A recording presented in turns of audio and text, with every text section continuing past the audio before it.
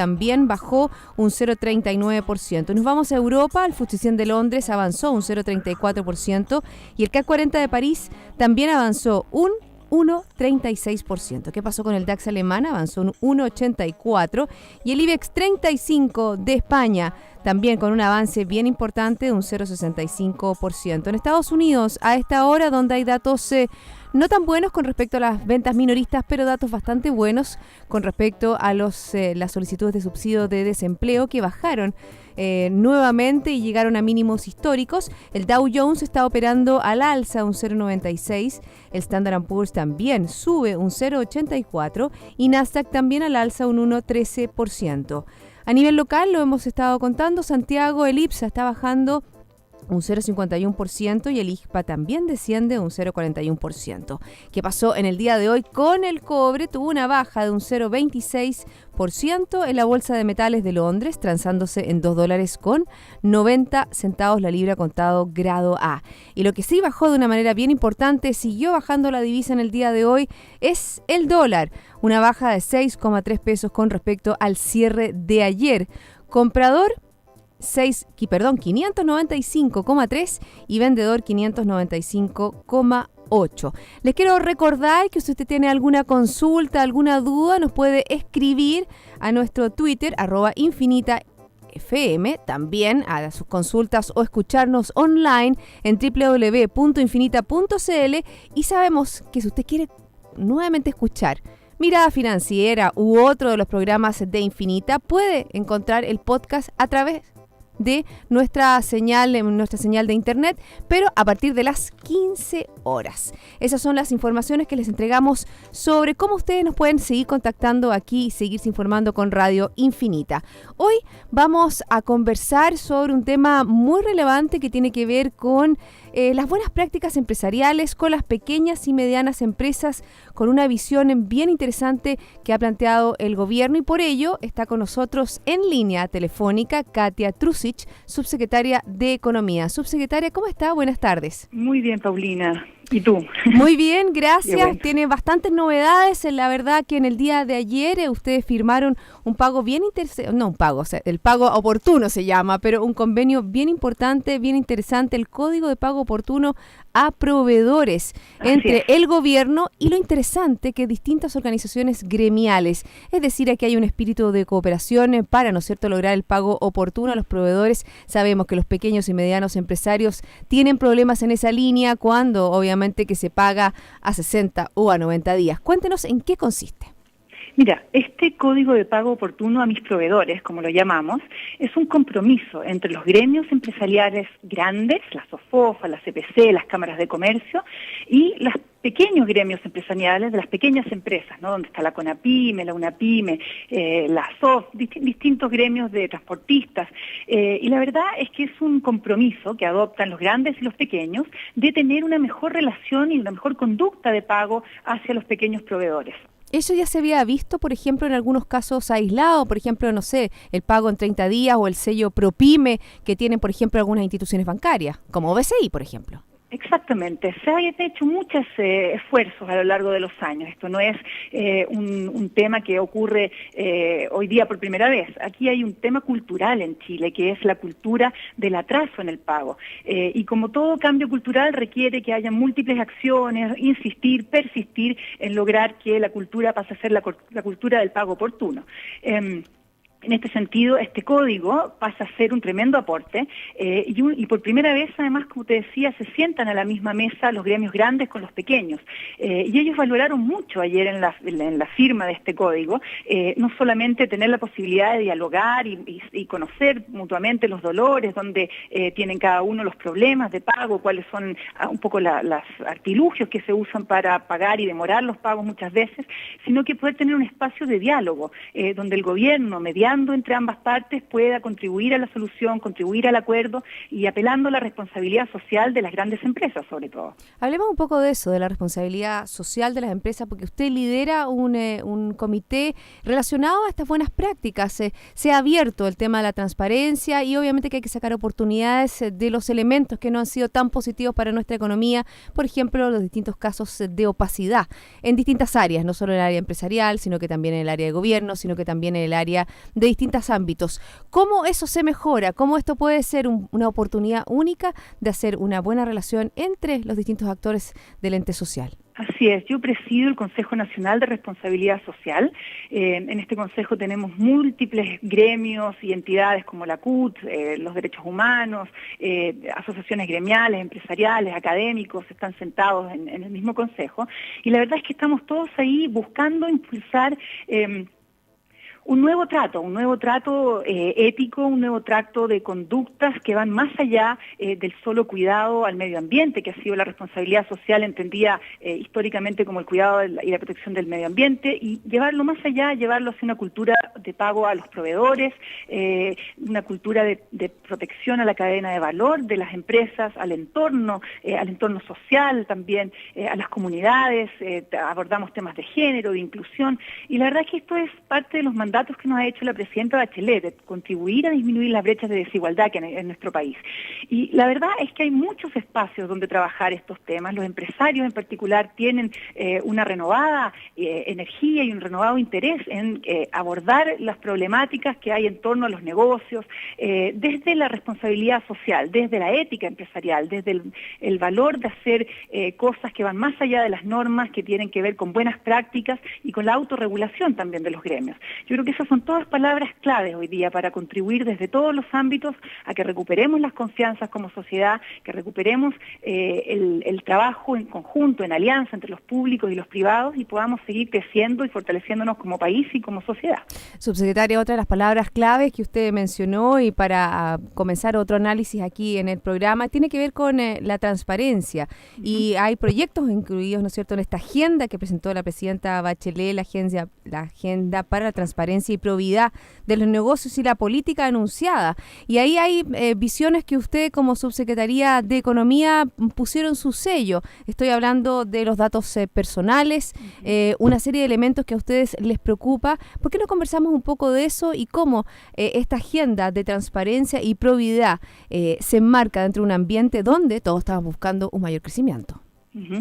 Efectivamente, dentro de la agenda de la presidenta de Transparencia y Probidad se abordaron distintos temas, ¿no? Se aborda la necesidad de volver a hacer educación cívica en los colegios y desde la base de nuestra sociedad.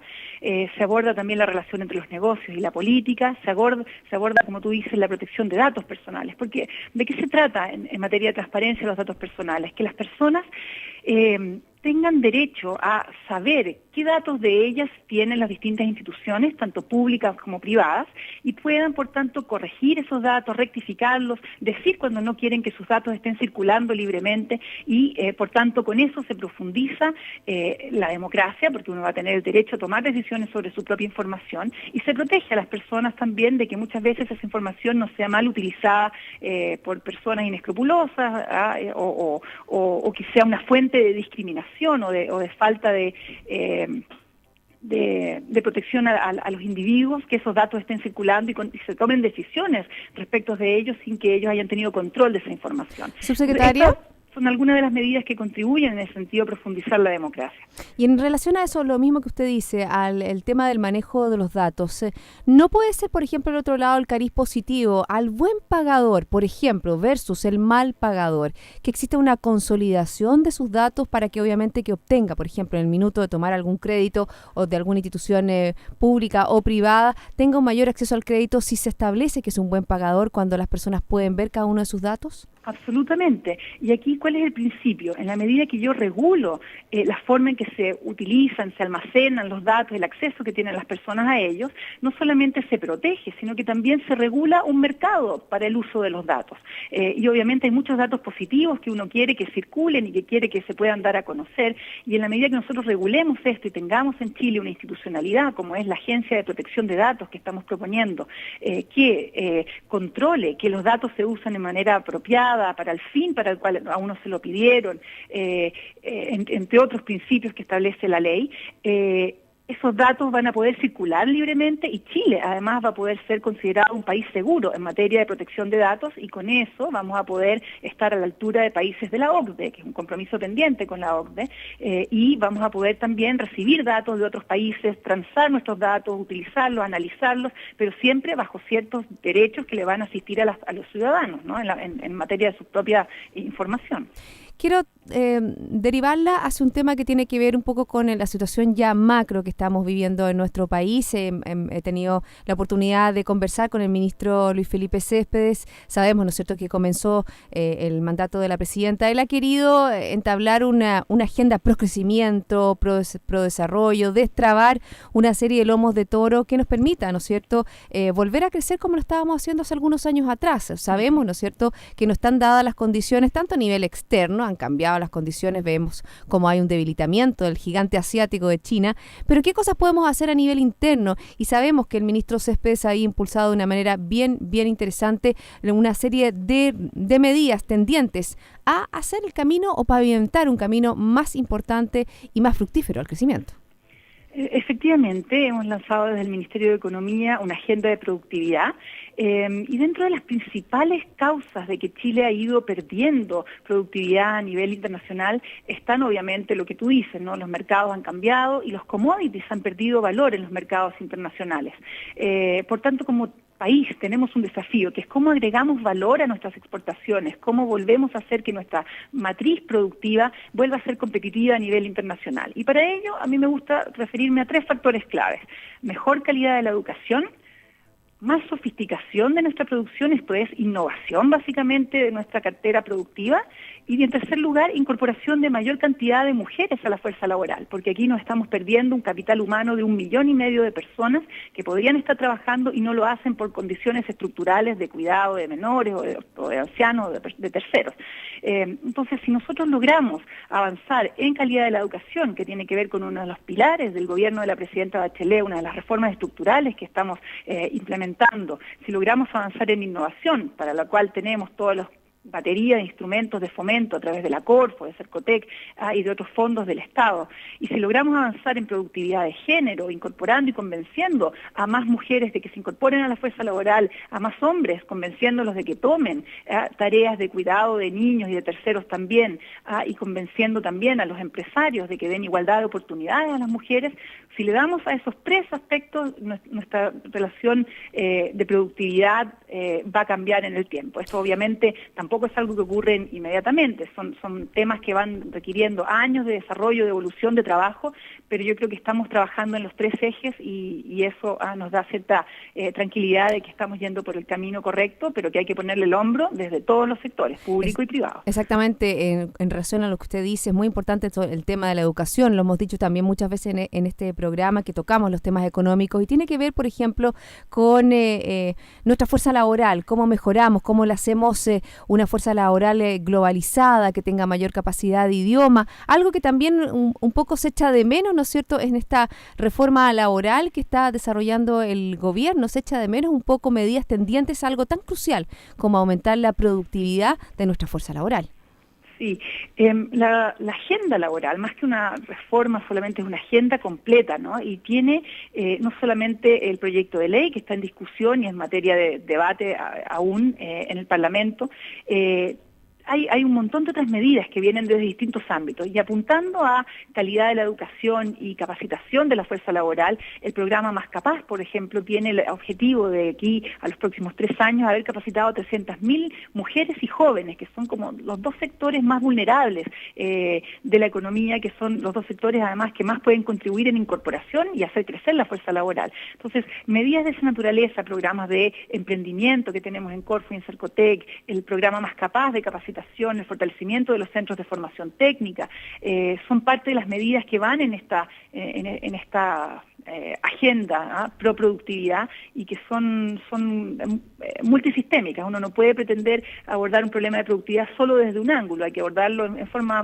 multisectorial, ¿no? Desde educación, también desde emprendimiento, también desde infraestructura para que más personas se incorporen a la fuerza laboral y obviamente mayor oportunidad productiva también, apoyando que nuestras empresas crezcan, se desarrollen y puedan ir incorporando nuevos negocios y que les vaya bien. Si les va bien a las empresas, nos va bien a todos también. Exactamente, estamos conversando con Katia Trusic, subsecretaria de Economía.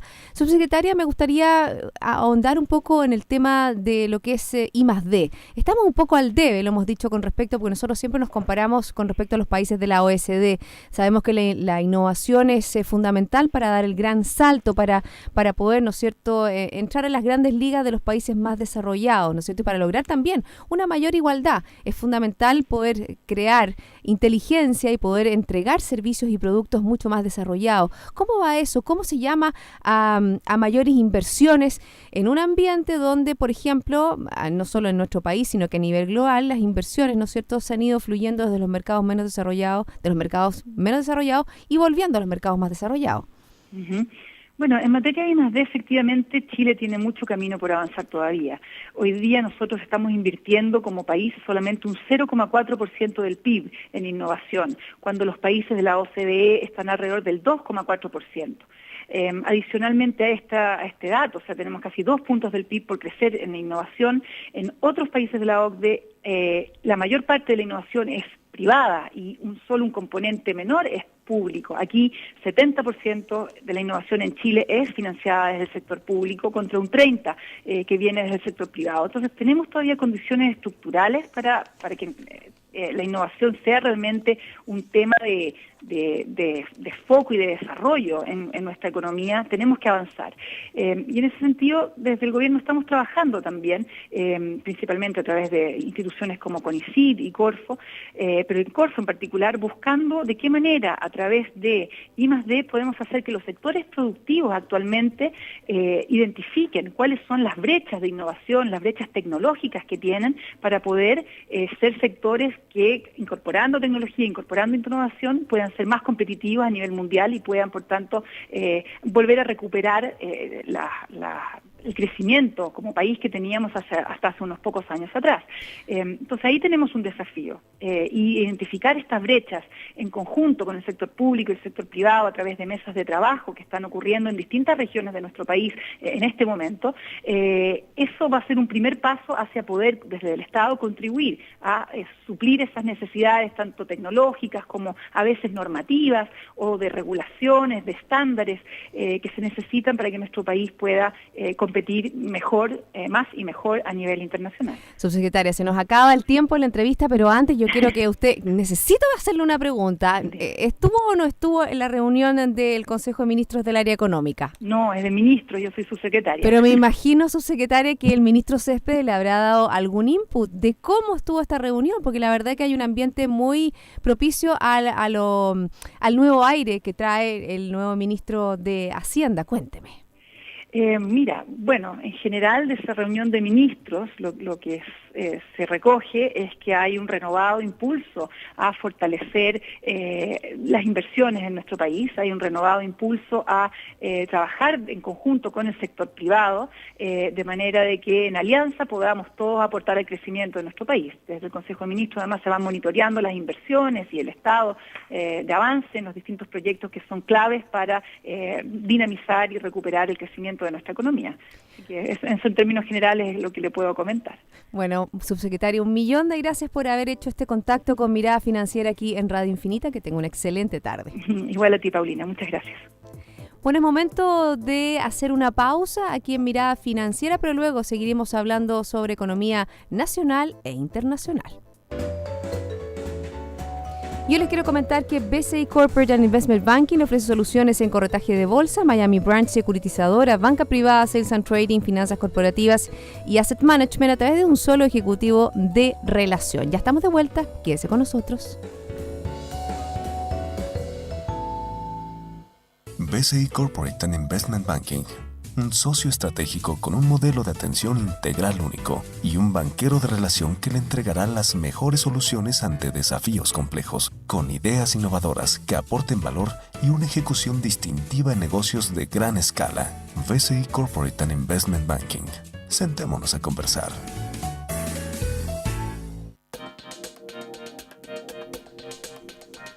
Ya estamos de vuelta, seguimos aquí en Mirada Financiera. Conversábamos los 15 minutos anteriores con la subsecretaria de Economía, Katia Trusic, sobre temas muy importantes relacionados con la productividad, relacionados con el crecimiento y relacionados también con la confianza, algo fundamental entre el ámbito público y privado. Pero ahora vamos a volver a lo que es la economía propiamente tal. Les habíamos comentado sobre algunos datos en Estados Unidos. Tenemos datos no muy positivos con respecto a las ventas minoristas de abril, que no presentaron una variación con respecto al mes anterior, cuando se esperaba un alza de un 0,2%. Y esto obviamente que deja en evidencia nuevamente la reticencia del mayor gasto por parte de los consumidores. Pero por otro lado, tenemos datos interesantes con respecto a los subsidios de desempleo que se dan cada semana y vemos cómo cayó en 1.000 personas las solicitudes de subsidio de desempleo a 264.000, el nivel más bajo en 15 años. Fíjense que también si hablamos un poco de los mercados financieros, veíamos, ¿no es cierto?, que el dólar multilateral llega a su menor valor en 4 meses y también las tasas de los bonos del Tesoro en Estados Unidos caen en el margen luego de los débiles datos, ¿no es cierto?, de la economía en cuanto a ventas.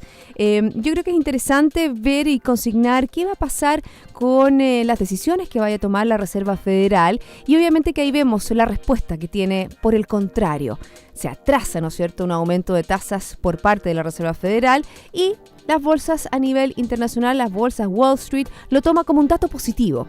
Van a tener todavía este estímulo monetario, va a haber un financiamiento más barato que el que podría haber en los próximos meses. Si volvemos a nuestro país, a la economía local, también tenemos que hoy se va a realizar la reunión de política monetaria en el día de hoy y vamos a preguntarle a nuestro amigo panelista que estuvo viajando pero que está con contacto telefónico con nosotros, Alejandro Alarcón, economista y profesor de la Universidad de Chile. ¿Cuál es la perspectiva? Obviamente mantención de tasas. Primero, Alejandro, ¿cómo estás? ¿Cómo te fue en tu viaje? Hola, Paulina. Se fue rápido el viaje, pues estuve una semana en Buenos Aires y con mucha información. Viene en cambio en Argentina, viene en cambio. Y eso lo ha tomado bien el mercado. Fíjate que ayer estaba... Sí. Lo ha tomado bien el mercado. Perdón, estamos desfasados. Dale. Lo que pasa es que los fondos de inversión están llenando de dólares Argentina y que están apostando a un cambio de administración en una que haya apertura a la cuenta capitales y donde el tipo de cambio flote, que es lo natural en este mundo globalizado y que el kirchnerismo absolutamente cerró la puerta. ¿Cuál es el ambiente que se percibe en Argentina de los argentinos? Bueno, el ambiente que yo capté, no solo las reuniones, pues, tú sabes que hay gente que se reúne y que yo voy a las reuniones, que el sol está más cerca a la luna o la luna más cerca al sol, pero yo estuve con la calle, estuve con los taxistas también, y quieren cambio, la gente quiere cambio en Argentina, así que yo veo que por primera vez puede salir alguien diferente a todo lo que ha salido antes, desde el peronismo, los radicales, cuando salió Alfonsín hace muchos años, yo primera vez que le veo una opción a Macri. Creo que Macri puede ganar las elecciones en agosto. Bueno, eso sería un buen impulso, ¿no es cierto?, a un cambio dentro. Sería una señal, por eso que los fondos están llegando. Bueno, y por eso que la bolsa en Argentina ha subido bastante. Está lleno durante de dólares, año. Paulina, ha bajado el tipo de cambio de 15 a 12. Entonces, la perspectiva argentina en estos momentos no es buena porque la gente sufre mucho, les cuesta mucho ganarse la vida, pero ya los fondos saben que van a haber cambios políticos y están entrando, porque tú sabes que en estos momentos con la cuenta de capitales cerrada, tú metes plata en Argentina y no la puedes sacar, porque la cuenta de capital está cerrada, entonces la apuesta es que se abre después. Entonces, millones de dólares han entrado a Argentina, millones de dólares y están esperando, en el hotel está lleno de gente de otros países, están esperando, es la revolución al revés, están esperando que vuelva el dinero a Argentina, que Argentina vuelva a crecer. Yo creo que las perspectivas de Argentina son bastante buenas. Bueno, tiene potencial para crecer, lo hemos dicho, ¿no es cierto? Es una economía riquísima que ha sido mal administrada durante todo este periodo del kirchnerismo, ¿no es cierto? Así es. Te quiero traer a nuestro país porque yo comencé la pregunta, pero bueno, igual yo mezclé, ¿no es cierto? Me fui volando a Buenos Te Aires. fuiste volando a Buenos Aires, me imagino que hayas disfrutado con esa rica carne que hay también, ¿no es cierto? Te tomaste un helado de dulce de leche, ¿no? Por supuesto. Me parece. Le pasamos la propaganda, Fredo. Ay, es tan rico, Fredo. Bueno, pero está aquí en nuestro país. Sí. Ya, pero no sigamos, si es auspiciado de nosotros, no seguimos pasando propaganda. Si no, no. Te quiero preguntar sobre la reunión de hoy día de la tarde. No hay mayores sorpresas. Bueno, yo creo que no va a haber cambio en la tasa de interés. Ya el Banco Central se dio cuenta que uno de los temores que hay es que la inflación subyacente siga subiendo.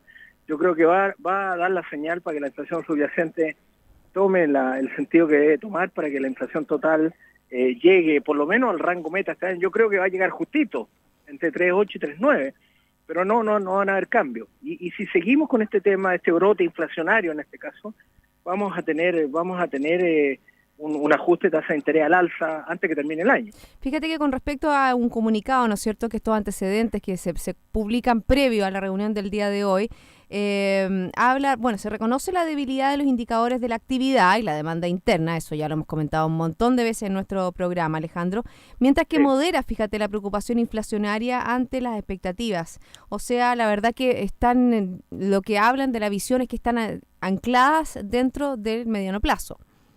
Sí, bueno, pero el mediano plazo puede tomar 10 meses, ¿eh? Y yo creo que lo va a lograr el Banco Central. No estoy diciendo que se vaya a escapar, pero que eso va a significar un ajuste de tasa hacia el año 2016 no me parece de nada descartable. Es más, yo estoy marcando 4% como tasa de interés a fines del año 2016, es un ajuste de un punto de lo que estamos ahora.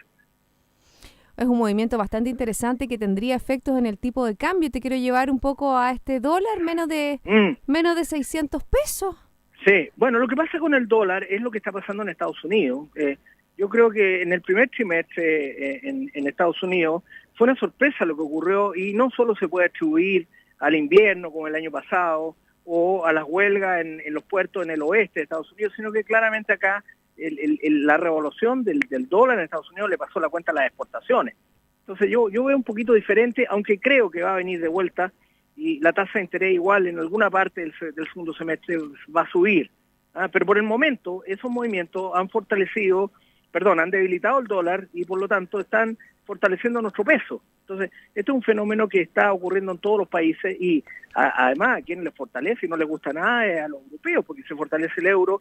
Lo teníamos hoy día en la mañana 1,13 cuando estuvo casi 1-1 hace algunas semanas atrás. Entonces, el efecto fundamental es el impacto que tuvo el fortalecimiento del dólar en las exportaciones norteamericanas, que pasó la cuenta, y dos, que los árabes empezaron a subir el precio del petróleo, ya va a llegar a 70, y han dicho hoy día en un titular del Financial Times que es el precio que ellos ven como estabilidad. O sea, ya no están los 45 el año pasado, vamos a 70, y eso empieza a empujar la inflación. No es que se vaya a disparar la inflación en Estados Unidos, pero empuja la inflación hacia arriba y por lo tanto se produce una realocación de activos, sobre todo de renta fija, una venta masiva, lo que empuja la tasa de interés de Estados Unidos al alza. Los mercados, el yield del bono a 10 años estaba a 2.27 ayer, cuando estuvo 1.90 hace algunas semanas atrás.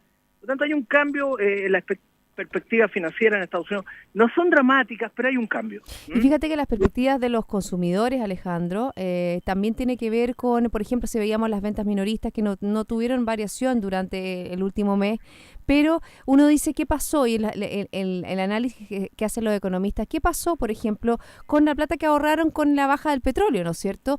No la gastaron, la están guardando, existe una visión mucho más cauta. Sí, pero yo creo es más una situación de expectativas, de expectativas que daban por descontado que la Reserva Federal iba a empezar a subir rápidamente las tasas de interés, pero el debilitamiento de la economía ha llevado a muchos a pensar que las tasas de interés no van a subir mucho en Estados Unidos, van a ajustarse en algún momento y por lo tanto están en compás de espera. En todo caso, dicho eso, el segundo trimestre va a marcar una diferencia y la economía norteamericana va a empezar a crecer nuevamente. Así que yo creo que la tasa de interés en Estados Unidos va a impactar a nuestro dólar y nuestro dólar va a flotar un poco hacia arriba.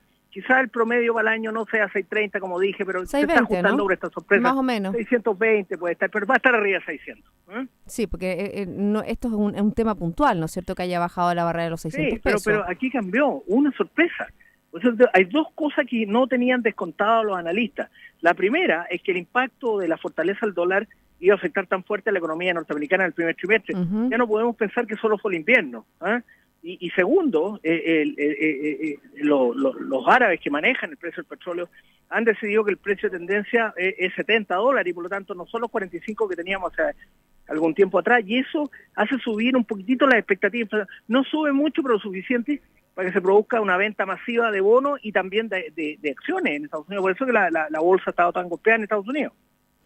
Bueno, eso con respecto a lo que sucede en Estados Unidos. También no alcanzamos a tocar, se viven momentos complicados en Grecia, porque hoy día el ministro de Finanzas dice que no es viable, ¿no es cierto?, el pago con la deuda. Es otro tema que abordaremos la próxima semana cuando usted vuelva en Gloria y Majestad, señor Alarcón. Lo esperamos Seguro. el próximo miércoles Ahí aquí estaré, y en tenemos Mirada una jornada Financiera. completa, Sí, ya lo tenemos hemos una notado. jornada bien extensa. Sí. Qué bueno que ya estés de vuelta, que tengas una Muchas excelente gracias. fin de semana y nos vemos pronto. Muchas gracias, Paulina. Muchos cariños a todas y todos. Y así finalizamos Mirada Financiera. La invitación a todos ustedes es a quedarse en Radio Infinita. Nosotros nos reencontramos mañana a las 2 de la tarde para una nueva Mirada Financiera. Hasta entonces.